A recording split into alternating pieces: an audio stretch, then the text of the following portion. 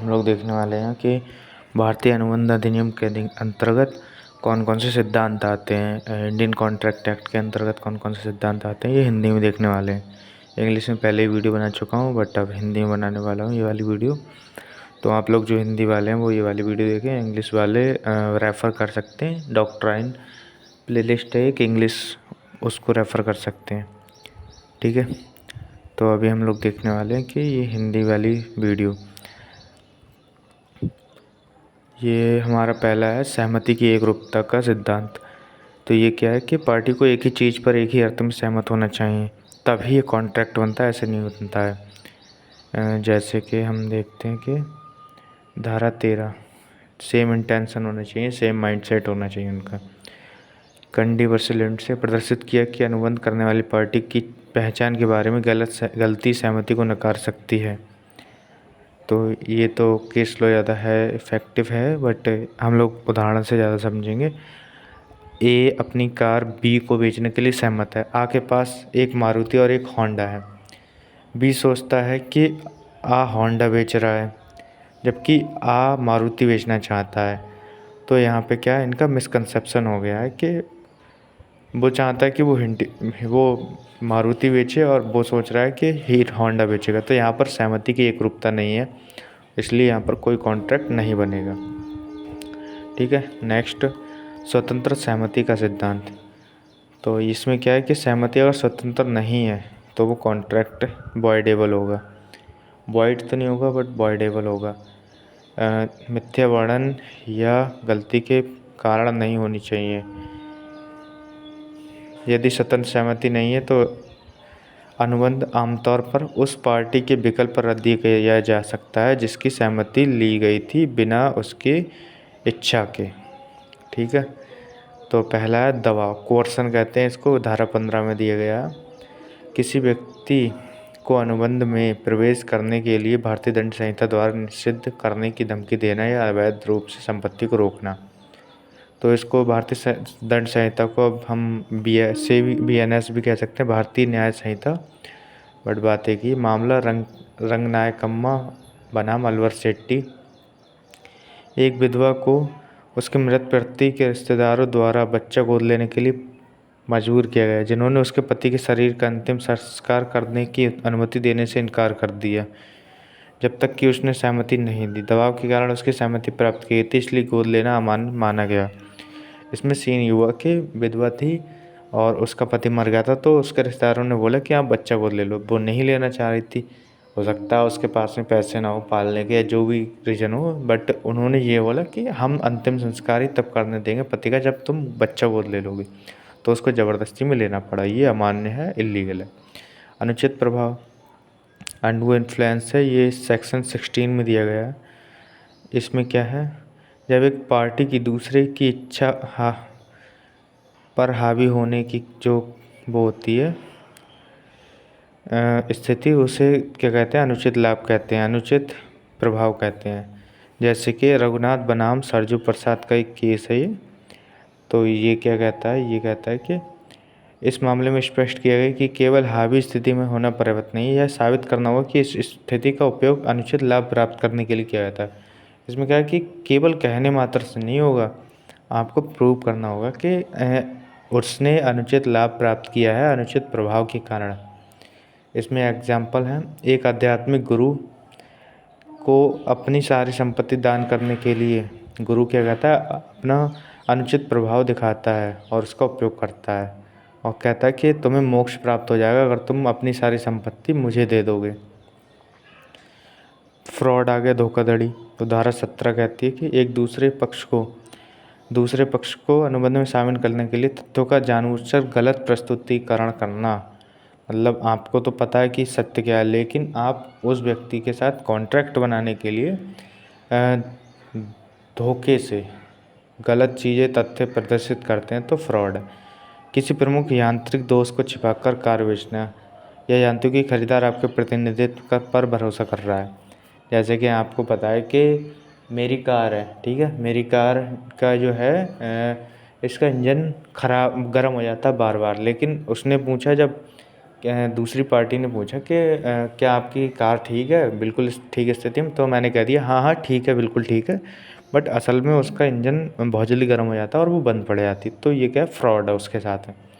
मिथ्या वर्णन, मिथ्या वर्णन ये है कि हमें पता ही नहीं है उस फैक्ट के बारे में, लेकिन हमने बोल दिया, जानबूझकर नहीं छुपाया नहीं है, और ना ही बट हमें ही नहीं पता है, बट हमने ऐसे ही कह दिया हाँ हाँ ये काम ठीक है। तथ्य का अनजाने में गलत बयान जो बनाने वाले व्यक्ति को सही लगता है, जिससे दूसरा पक्ष अनुबंध में शामिल हो जाता है, ये क्या है, मिथ्या वर्णन। ईमानदारी से बात बताता कि उसकी कार 20 किलोमीटर लीटर का माइलेज देती है पुराने डेटा के आधार पर, लेकिन इंजन की समस्याओं के कारण अब 10 किलोमीटर देती है। इसका कहना है कि ए ने बी से बोला है कि मेरी कार 20 किलोमीटर का माइलेज देती है, और उसने चलाई नहीं है 6-7 महीनों से, लेकिन अब हुआ क्या है कि उसका इंजन ख़राब हो गया या फिर उसमें दिक्कतें आती हैं, तो उसका जो एवरेज है वो 10 किलोमीटर का रह गया। तो ये क्या हो गया, ये हो गया मिसरिप्रेजेंटेशन ऑफ फैक्ट। गलती, मिस्टेक, मिस्टेक से आपने कुछ कर दिया। द्विपक्षीय गलती, जब जहाँ पर दोनों पक्षों की गलती होती है, और जहाँ एक पक्ष की होती है तो एक गलती होती, एक पक्ष की गलती होती है। जैसे कि एक एग्जांपल देख लेते हैं। एक पुरुष और महिला के बीच अलगाव समझौता तब शून्य करा दिया गया जब पता चली कि पुरुष की पहली पत्नी जीवित थी, क्योंकि दोनों पक्ष गलती से मानते थे वे कानूनी रूप से विवाहित थे। इसमें बोला कि एक पुरुष और महिला क्या हुए, सेपरेशन हो गया उनका, अलग अलग करा दिया। क्यों कराया गया? क्योंकि पुरुष की जो पत्नी थी वो जिंदा थी, और लेकिन वो दोनों ये मानते थे, औरत और वो आदमी के जो वो हैं कानूनी रूप से विवाहित हो गए हैं, क्योंकि उसकी पत्नी मर चुकी है। बट ऐसा हुआ नहीं, तो ये सेपरेशन करा दी, डाइवोर्स हो गया। एक तरफा गलती कि एक ही व्यक्ति की गलती होती है। अब आ जाते हैं संविदा की गोपनीयता पे। संविदा की गोपनीयता, प्रिविटी ऑफ कॉन्ट्रैक्ट है, ये बहुत इम्पोर्टेंट सेक्शन है कॉन्ट्रैक्ट का। तो आप लोगों ने अगर नहीं पढ़ा है तो ज़रूर पढ़िए, और हमेशा ही ये पेपरों में, एग्ज़ाम्स में पूछ लेता है। ठीक है, तो अवधारणा, अनुबंध के पक्षकार ही उस पर मुकदमा कर सकते हैं, कोई और व्यक्ति नहीं कर सकता, कोई अजनबी मुकदमा नहीं कर सकता। जैसे कि मैं बताता हूँ आपको, मेरे और आपके बीच में कॉन्ट्रैक्ट हुआ है। ठीक है, मैंने बोला कि मैं आपको अपनी कार बेचूंगा 5 लाख रुपए में। आपने बोला हाँ ठीक है बेच देना, लेकिन मैं कहता हूँ बाद में कि मैं 5 लाख में नहीं 5.5 में बेचूंगा। आप मुझ पर कॉन्ट्रैक्ट कर सकते हैं, लेकिन आप सोचिए कि आपका दोस्त मुझ पर केस कर दे या फिर कोई पड़ोसी कर दे, तो वो नहीं कर सकता। यही है प्रिविटी ऑफ कॉन्ट्रैक्ट। तो इसमें डनलप न्यूमेरिक टायर कंपनी है, इसका एक केस है, आप लोग पढ़ लेना ज़रूर से। मैं आपको इसके फैक्ट बता देता हूँ। इसमें 3 कंपनियाँ थीं। पहली कंपनी जो टायर मैन्युफैक्चर करती थी, दूसरी थी जो सेल करती थी रिटेल होलसेल में, और थर्ड थी रिटेलर थी। टायर मैन्युफैक्चरर जो कंपनी थी उसने क्या करा कि जो होलसेलर कंपनी थी उससे बोला कि आप एक स्पेसिफिक प्राइस उन्होंने बताया, मान लीजिए 100 रुपये बताया कि 100 रुपये में आपको ये टायर बेचना है, इससे नीचे अगर आप बेचेंगे तो आपको फ़ाइन देना पड़ेगा। उस कंपनी ने क्या बोला कि ठीक है। अब होलसेलर कंपनी ने रिटेलर को बेच दिया सेम कंडीशन से कि ऐसा ऐसा करेंगे आप, लेकिन रिटेलर ने क्या करा कि उसने उससे कम में बेच दिया वो टायर। तो कंपनी को पता लगा, मैन्युफैक्चरर को, उसने उस पर केस कर दिया। तो कोर्ट ने ये बोला कि आप तो इसमें पार्टी है ही नहीं, आपने किससे कॉन्ट्रैक्ट किया? होलसेलर से। होलसेलर ने कॉन्ट्रैक्ट किया किससे? रिटेलर से। आप तो इसमें पार्टी नहीं है, थर्ड पार्टी हो गए, तो आप केस नहीं कर सकते। इसमें उदाहरण भी है, एक उदाहरण देख लो आप लोग। आ बा के साथ सा को 10,000 रुपये का भुगतान करने का अनुबंध करता है। यदि आ चूक करता है तो सा आमतौर पर आप पर अनुबंध को लागू करने के लिए मुकदमा नहीं कर सकता, क्योंकि सा आ और बी के बीच अनुबंध का पक्षकार नहीं है। क्योंकि आ का बा के साथ हुआ है ना, सा के साथ नहीं हुआ। सा का तो उसमें इंटरेस्ट हो गया कि हाँ हाँ 10,000 रुपये दे देंगे, लेकिन इसमें अब बात है ट्रस्ट में लाभार्थी, पारिवारिक व्यवस्थाएं हैं, अभिस्वीकृति है, एजेंसी है, और भूमि के साथ चलने वाले करार है। ये क्या है? इसमें थर्ड पार्टी भी कर सकती है केस। प्रतिफल का सिद्धांत, कंसिडरेशन। तो एक वादी के बदले में एक पक्ष द्वारा दिए गए दूसरे को दिया गया मूल्यवान कुछ क्या कहलाता है? कंसिडरेशन कहलाता है या फिर प्रतिफल। जैसे कि मैंने आपसे बोला कि आप 10,000 रुपये आप मेरे को कार बेच दो। आपने बोला ठीक है बेच दूँगा, 5 लाख रुपए लगेंगे। तो आप जो मुझे वो कार देंगे 5 लाख रुपए में, वो मेरे लिए प्रतिफल होगा। और मैं जो आपके लिए 5 लाख रुपए दूंगा कार के बदले, वो आपके लिए प्रतिफल होगा। ठीक है, इसमें केस आप देख लो। केस छोड़ो, केस आप पढ़ लेना। उदाहरण देखते हैं।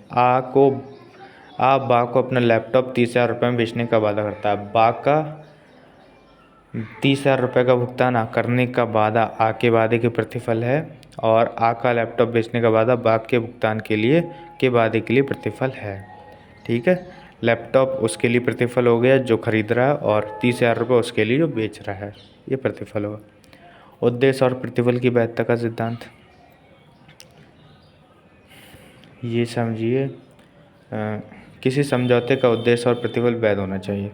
उद्देश्य मतलब कि ऑब्जेक्ट ऑफ द कॉन्ट्रैक्ट। अब आप ऐसा नहीं कर सकते कि किसी गलत इलीगल काम के लिए आप किसी से कॉन्ट्रैक्ट कर लो। जैसे कि आपने बोला कि आपकी किसी से दुश्मनी, मान लीजिए ए से दुश्मनी है, आप मेरे पास आपने कहा कि मैं तुमको 10,000 रुपये दूंगा अगर तुम एक के हाथ पैर तोड़ दो।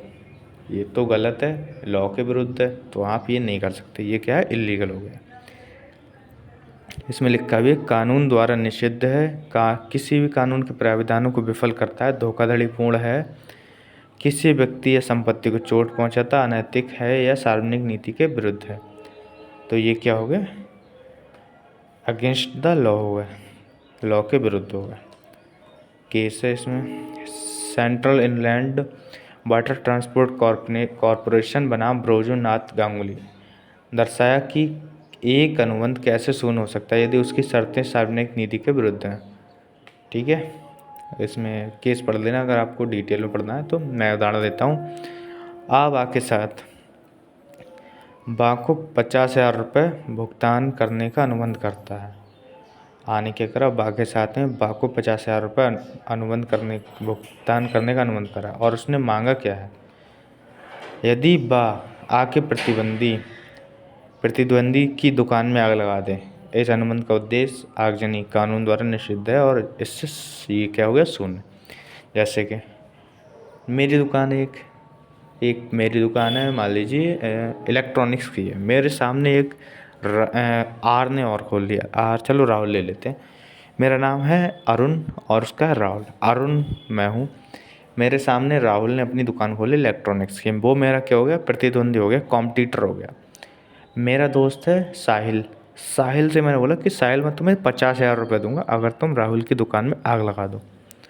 तो ये क्या हो गया? किसी व्यक्ति को अधिकार है, सभी को अधिकार है संविधान के अंदर के वो अपना बिजनेस कर सकते हैं, व्यापार कर सकते हैं, और लीगल तरीके से कर सकते हैं। और राहुल लीगली तरीके से कर रहा है, उसने शॉप खोली है अपनी, कोई गलत काम नहीं कर रहा। तो ये मैं उसको आग लगाने के लिए कह देता हूँ साहिल से, तो ये क्या है? गलत है, कानून के विरुद्ध है।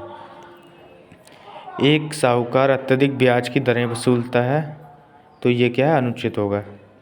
और इसका मेरे ख्याल से रूल है कि आप 20% से 20 या फिर 20% मैक्सिमम या फिर 24 ऐसे कुछ इंटरेस्ट वसूल कर सकते हैं पर ईयर का। ऐसा नहीं आप 30% 36% कर रहे हैं, नहीं कर सकते, ये इलीगल। मैक्सिमम बैंक ही 30-20% तक करती है वसूल ब्याज, उससे ज़्यादा नहीं करती है। उससे ज़्यादा करेंगे तो शून्य होगा। अनुबंध के निराशा का सिद्धांत, फ्रस्ट्रेशन ऑफ कॉन्ट्रैक्ट। अनुबंध कब फेल हो जाता है कि जैसे कि कोई अनुबंध जो है इम्पॉसिबल हो गया करने के लिए, संविदा या कॉन्ट्रैक्ट, तो क्या हो गया? फेल हो गया। तो क्या है? फ्रस्ट्रेशन। एक अनुबंध जिसे बनाते समय प्रदर्शन करना संभव था लेकिन बाद में असंभव हो गया, तो क्या हो गया? वो शून्य हो जाएगा। केस आ गया Satyabrata Ghosh versus Mungiram Bangur and company. सर्वोच्च न्यायालय ने माना कि धारा 56 के तहत असंभवता केवल भौतिक या शाब्दिक असंभवता नहीं तक सीमित नहीं बल्कि उन स्थितियों को भी शामिल करती है जहाँ अनुबंध के उद्देश्य के दृष्टिकोण से प्रदर्शन अव्यवहारिक और बेकार हो जाता है। टेलर बनाम कैल्डवेल एक अंग्रेजी मामला है, कहाँ है? जहाँ पर एक संगीत हॉल किराए पर लेने का अनुबंध तब बाधित हो गया जब प्रदर्शन से पहले हॉल जल गया। हॉल का निरंतर अस्तित्व अनुबंध के प्रदर्शन के लिए निहित शर्त थी। साफ सी बात है कि जब हॉल में ही प्रदर्शन होना था और हॉल ही जल गया तो आप कहाँ पे करेंगे, अपना परफॉर्मेंस कहाँ देंगे, ये इम्पॉसिबल हो गया। उदाहरण, आ वाक़या हॉल में निश्चित तारीख पर एक संगीत कार्यक्रम आयोजित करने का अनुबंध करता है। संगीत कार्यक्रम से पहले हॉल भूकंप से नष्ट हो गया। हॉल क्या हो गया, गिर गया, भूकंप आ गया। क्या हो गया, अनुबंध बाधित हो गया और शून्य हो गया क्योंकि इसका प्रदर्शन असंभव हो गया। क्वांटिक मेरिट का सिद्धांत, ये देखते हैं अनुबंध अनुचित संवर्धन को रोकता है। जब एक अनुबंध समाप्त हो जाता है, शून्य पाया जाता है, या जब बिना किसी निश्चित मूल्य के काम किया जाता है, फ्री में काम किया जाता है, क्या दें। वादी को एक, जैसे कि प्लेंश बनाम कॉलबर्न का केस है, वादी को एक पत्रिका के लिए एक पुस्तक लिखने के लिए नियुक्त किया गया था। जब पत्रिका को छोड़ दिया गया तो उसे किए गए काम के लिए क्वांटम मेरिट के आधार पर उचित परिश्रम का दावा करने की अनुमति दी गई। कहना यह है कि वादी जो था उसने एक बुक लिखी, ठीक है, बुक लिख रहा था, आधी लिख गई, फिर उसको जिसने कॉन्ट्रैक्ट दिया था वो कह रहा नहीं नहीं आप बुक मत लिखो, रहने दो। अब जो हाफ बुक लिखी गई उसका पैसा वादी ले सकता है, किससे, प्रतिवादी से। उदाहरण देख लो, आ बाग के लिए एक निश्चित राशि पर घर बनाने का अनुबंध करता है, कर दिया, उसने आधा काम पूरा कर लिया, उसके बाद बाग कहता है कि अब मैं अनुबंध नहीं रखूँगा, मतलब वो जो है कॉन्ट्रैक्ट को तोड़ देता है। आग मुकदमा कर सकता है और उससे जो मकान उसने बनाया है आधा, उसका पैसा ले सकता है। ऐसा नहीं कि आप नहीं दोगे, ऐसा बच नहीं सकते आप, देना ही पड़ेंगे आपको, ठीक है। सिद्धांत भारतीय अनुबंध अधिनियम की रीढ़ है। संविधानात्मक संबंधों में निष्पक्षता, परिवर्तनीयता और स्पष्टता सुनिश्चित करते हैं। अनुबंधों से निपटने वाले किसी भी व्यक्ति के लिए इन सिद्धांतों को समझना महत्वपूर्ण है, ठीक है। बाकी देखते हैं नेक्स्ट वीडियो में, तब तक के लिए धन्यवाद।